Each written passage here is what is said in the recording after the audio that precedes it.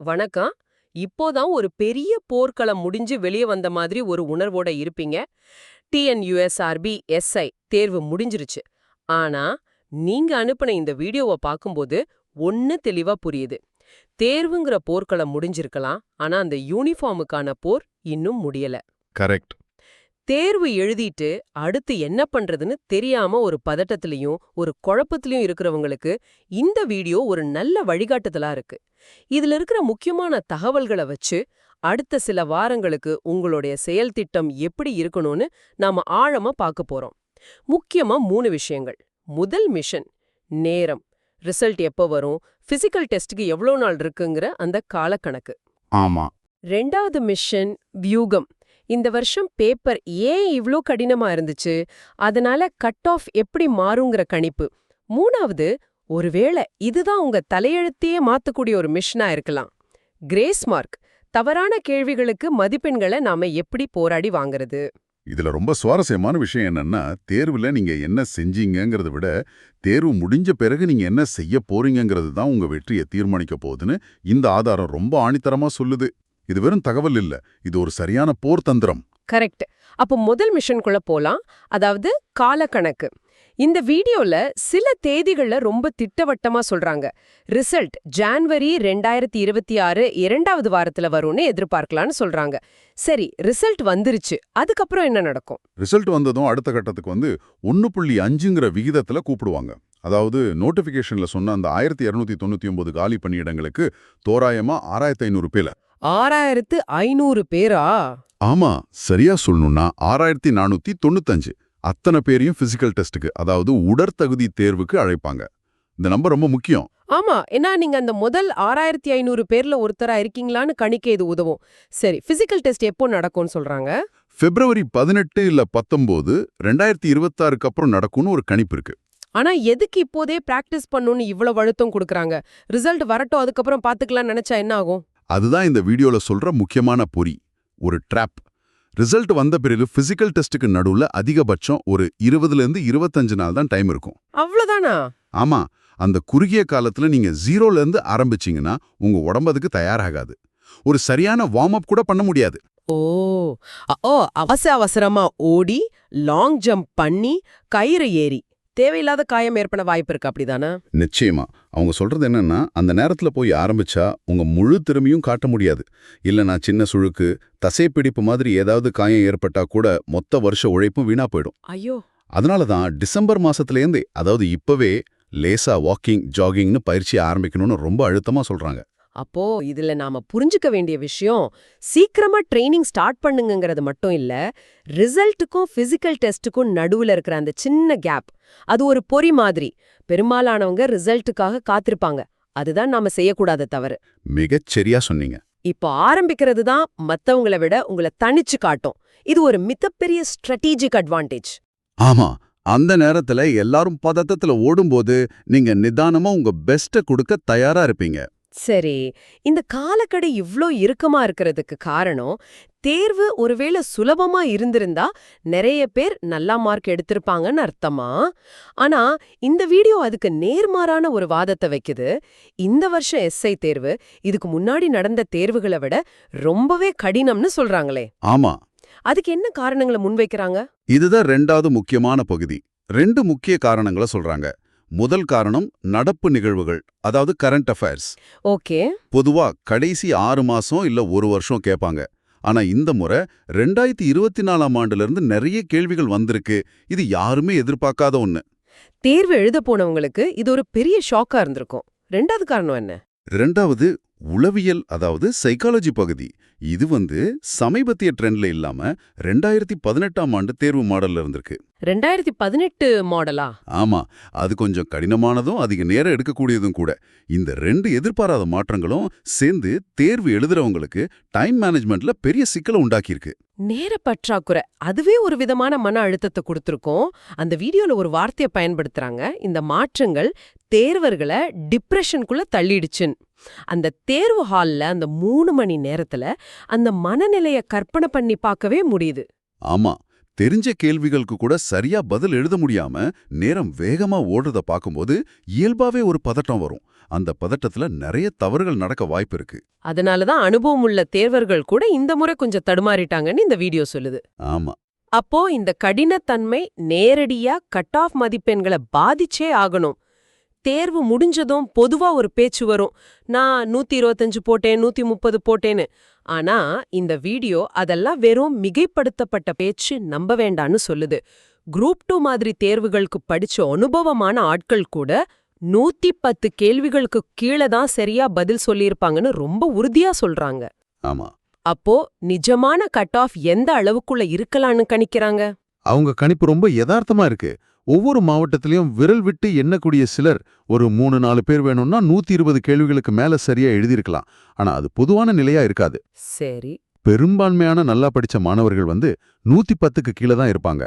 இன்னும் குறிப்பா சொல்லணும்னா 98 கேள்விகள்ல இருந்து 107 கேள்விகள் வரைக்கும் சரியா பதில் எழுதினவங்க தான் அதிக எண்ணிக்கையில் இருப்பாங்கன்னு கணிக்கிறாங்க. ஓகே, இது ரொம்ப முக்கியமான தகவல். அப்போ 98 கேள்விகளுக்கு மேல நீங்க சரியா பதில் எழுதிருக்கீங்கன்னு தோணுச்சுன்னா, நமக்கு கிடைக்குமா கிடைக்காதான்னு யோசிச்ச நேரத்தை வீணாக்காம உடனே பிசிக்கல் டெஸ்டுக்கான பயிற்சியை தொடங்கணும். இதுதான் அந்த வீடியோவோட நேரடியான அழுத்தமான அறிவுரை. ஆமா, 98க்கு மேல இருந்தா நீங்க போட்டியில உறுதியா இருக்கீங்கன்னு அர்த்தம். எந்த தயக்கமும் இல்லாம அடுத்த கட்டத்துக்கு தயாராகணும். ஏன்னா தேர்வு உங்களுக்கு மட்டும் கடினம் இல்ல, எல்லாருக்குமே கடினம் தான். அப்போ கேள்வித்தாள் எவ்வளவு கடினமா இருந்ததால அதுல தவறுகள் இருக்கவும் வாய்ப்பு அதிகமா இருந்திருக்குமே. இதுதான் நம்மள அந்த 3வது மிஷனுக்கு, அதாவது கிரேஸ் மார்க்குங்கிற முக்கியமான விஷயத்துக்கு கூட்டிட்டு வருது. இது ஏதோ சின்ன போனஸ் மாதிரி இல்ல, இது மொத்த ஆட்டத்தையே மாத்தக்கூடிய ஒரு வாய்ப்புன்னு அந்த வீடியோ சொல்லுது. நிச்சயமா. தேர்வுத்தாளை ஆய்வு செஞ்சதுல சுமார் 5லிருந்து 7 கேள்விகள் வரைக்கும் தவறா இருக்கு அல்லது கொடுக்கப்பட்ட பதில்கள்ல பிழை இருக்குன்னு அந்த வீடியோ சுட்டி காட்டுது. 5லிருந்து 7 கேள்விகளா? ஆமா. ஆனா இந்த மதிப்பெண்கள் தானா நம்ம அக்கவுண்ட்டுக்கு வந்துடாது. அதுக்கு நாம முறையா விண்ணப்பிக்கணும். அதுக்கு ஒரு காலக்கெடுவும் இருக்கு, அதுதான் ரொம்ப முக்கியம். இருங்க, ஜான்வரி 2, 2026 அதுக்கு இன்னும் கொஞ்ச நாள் தான் இருக்கு. அப்போ தேர்வு முடிஞ்ச கையோட இத கேக்குற ஒருத்தருக்கு யோசிக்க கூட நேரம் இல்ல. இது பெரிய பிரஷராச்சே. ஆமா. அதனால தான் இதுக்கு உடனடி கவனம் தேவைன்னு சொல்றாங்க. ஒரு கேள்வி தப்புன்னு நமக்கு தெரிஞ்ச மட்டும் பத்தாது. அதை எப்படி சரியான ஆதாரங்களோட சரியான முறையில தேர்வு குழுமத்தோட கவனத்துக்கு கொண்டு போகணும்னு அந்த வீடியோல படிப்படியா விளக்குறாங்க. சரி, அந்த வழிமுறைகளை கொஞ்சம் விளக்கமா பார்க்கலாம். ஒரு தேர்வர் இப்போ என்ன செய்யணும்? படி என்ன? முதல் படி, அவங்க கொடுத்திருக்கிற அந்த படிவத்தை, அதாவது அந்த ஃபார்மை பிரிண்ட் எடுத்துக்கணும். அதுல உங்க பெயர், பதிவு எண், அதாவது ரெஜிஸ்டர் நம்பர், இதையெல்லாம் நிரப்பணும். அடுத்து தேர்வு பெயர்னு ஒரு இடம் இருக்கும்.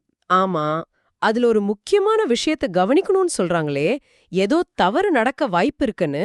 கரெக்ட். அதுல நிறைய பேர் தமிழ் தகுதி தேர்வுன்னு எழுதிடுவாங்க. அப்படி எழுதக்கூடாது.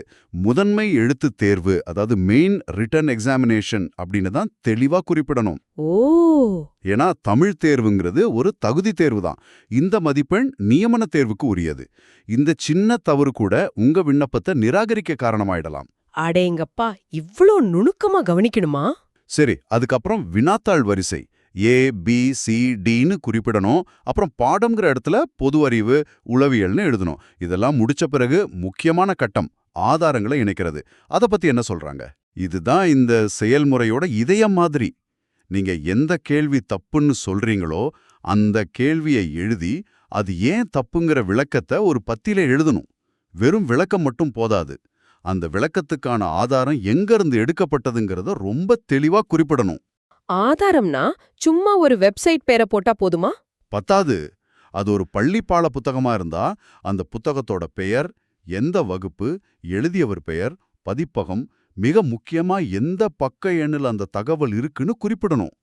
ஒருவேளை அது ஒரு ரெஃபரன்ஸ் புத்தகமா இருந்தா அதோட விவரங்களையும் இதே மாதிரி துல்லியமா கொடுக்கணும். அப்பதான் உங்க கோரிக்கைக்கு ஒரு வெயிட் இருக்கும். சரி, இந்த முறையில நீங்க எத்தனை கேள்விகளுக்கு வேணும்னாலும் ஒரே படிவத்துல விண்ணப்பிக்கலாம் இல்லையா? ஆமா, விண்ணப்பிக்கலாம்.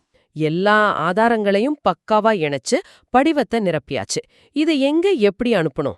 இத நேர்ல போய் கொடுக்க முடியாது. தபால் மூலமா தான் அனுப்பணும். அனுப்ப வேண்டிய முகவரி உறுப்பினர் செயலர், தமிழ்நாடு சீருடை பணியாளர் தேர்வுக் குழுமம், எழும்பூர், சென்னை 6,08,000. இந்த முகவரிக்கு ஜனவரி 2ஆம் தேதிக்குள்ள போய் சேர்ற மாதிரி அனுப்பணும். அதனால கடைசி நிமிஷம் வரைக்கும் காத்திருக்க கூடாது. இதுல ரொம்ப முக்கியமா ஒரு விஷயத்த வலியுறுத்துறாங்க. இது ஒரு தனிப்பட்ட மனுஷன் செய்யற வேலை இல்ல, இது ஒரு கூட்டு முயற்சி, எல்லாரும் சேர்ந்து செயல்படணும்னு சொல்றாங்களே, அது ஏன்? ஆமா, ஏன்னா அவர் பண்ணட்டும், இவர் பண்ணட்டும், நம்ம ஏன் பண்ணணும்னு ஒவ்வொருத்தரும் நினைச்சா கடைசியில ஒருத்தரும் பண்ண மாட்டாங்க. அந்த வீடியோல சொல்ற மாதிரி நூத்துக்கணக்கான ஆயிரக்கணக்கான தேர்வர்கள் ஒரே கேள்வியை தப்புன்னு சுட்டிக்காட்டி மனு அனுப்பும் போதுதான் தேர்வு குழுமம் அதை கவனிக்க வேண்டிய கட்டாயத்துக்கு உள்ளாகும். அனைவரும் ஒன்று சேர்ந்து பண்ணாதான் நமக்கான அந்த கிரேஸ் மார்க் கிடைக்கும்னு ரொம்ப தெளிவா சொல்றாங்க. இது ரொம்ப சரி. ஒரு மார்க்ல வாழ்க்கை மாறினவங்க எத்தனையோ பேர் இருக்காங்க. கற்பனை பண்ணி பாருங்க, நீங்க 97 கேள்வி சரியா எழுதியிருக்கீங்க, கட் ஆஃப் 98ன்னு ஒரு பேச்சு வருது. மனசே உடைஞ்சு போயிருக்கும். ஆனா நீங்க தப்பா எழுதின ஒரு கேள்வி உண்மையிலே தவறான கேள்வின்னு தெரிய வரும்போது, நீங்க தபால்ல அனுப்புற அந்த ஒரு பேப்பர் உங்களுக்கு வேலை கிடைக்கிறதுக்கும் இன்னும் 2 வருஷம் காத்திருக்கிறதுக்கும் உள்ள வித்தியாசமா இருக்கலாம். நிச்சயமா இதோட முக்கியத்துவம் நீங்க அதிகம். குறிப்பா எந்த விதமான இடஒதுக்கீடு, சிறப்பு ஒதுக்கீடு எதுவும் இல்லாம பொது போட்டியில, அதாவது ஓப்பன் கோட்டாவுல வர்றவங்களுக்கு இந்த ஒவ்வொரு கிரேஸ் மார்க்கும் ஒரு வர மாதிரி. ஆமா, அவங்களுடைய ரேங்க் லிஸ்ட் இது மொத்தமா மாத்தி போட வாய்ப்பு இருக்கு. ஆமா, ஆஹா! இந்த தேர்வை எழுதின உங்களுக்கு இந்த கலந்துரையாடல்ல இருந்து கிடைக்கிற செய்தி இதுதான். உடனடியா நீங்க செய்ய வேண்டிய 3 முக்கியமான விஷயங்கள். 1, உங்க கணக்குப்படி 98 கேள்விக்கு மேல சரியா இருந்தா வேற எதை பத்தியும் யோசிக்காம நாளைக்கே உங்க பிசிக்கல் ட்ரெய்னிங்க ஆரம்பிங்க. 2, தேர்வு கடினமா இருந்தது உங்களுக்கு மட்டும் இல்ல, எல்லாருக்கும் தான். அதனால மனச தளர விடாதீங்க. 3, ரொம்ப அவசரமா தேர்வுத்தாள்ல தவறான கேள்விகள் இருக்குன்னு உங்களுக்கு தெரிஞ்சா ஜான்வரி 2ஆம் தேதிக்குள்ள முறையான ஆதாரங்களோட மேல்முறையீடு பண்ணுங்க. இதோட சேர்த்து அந்த வீடியோல ஒரு ஊக்கமளிக்கிற விஷயத்தையும் நினைவுபடுத்துறாங்க. இந்த வருஷம் அறிவிக்கப்பட்டிருக்கிற 13,000க்கும் மேற்பட்ட காலி பணியிடங்கள்ங்கிறது கடந்த சில ஆண்டுகளோட ஒப்பிடும்போது ஒரு மிகப்பெரிய வரம். இவ்ளோ வேக்கன்சி சமீபத்துல வரல. அதனால இந்த வாய்ப்பை எந்த காரணத்தை கொண்டும் நழுவ விட்டுடக்கூடாது. இறுதியா நீங்க சிந்திச்சு பார்க்கறதுக்காக ஒரு கேள்வி. நாம இதுவரைக்கும் பேசுனது எல்லாமே தேர்வு முடிஞ்சதுக்கு அப்புறம் என்ன செய்யணுங்கிற செயல் திட்டங்கள் பத்தி தான். கிரேஸ் மார்க், கட் ஆஃப், உடற்தகுதி தேர்வுன்னு. ஆனா இந்த வருஷ கேள்வித்தாள்ல ஏற்பட்ட இந்த எதிர்பாராத மாற்றங்கள், அதாவது கரண்ட் அஃபேர்ஸ்லயும் சைக்காலஜிலயும் வந்த மாற்றங்கள், இந்த தேர்வுக்கான தயாரிப்பு முறைய பற்றியே ஒரு ஆழமான கேள்வி எழுப்புது. எதிர்காலத்துல இந்த தேர்வுக்கு தயாராகிற மாணவர்கள் அவங்க படிக்கிற முறையை எப்படி மாத்திக்கணும்? பாடத்திட்டத்தை முழுசா மனப்பாடம் பண்ணி முடிக்கிறது மட்டும்தான் வெற்றியா? இல்ல இந்த மாதிரி எந்த பக்கம் இருந்து கேள்வி வந்தாலும் அதை எதிர்கொள்ளக்கூடிய ஒரு மன நெழிவுத்தன்மையை, ஒரு மென்டல் ஃபிளெக்சிபிலிட்டியை வளர்த்துக்கிறது தான் உண்மையான வெற்றியா? யோசிச்சு பாருங்க.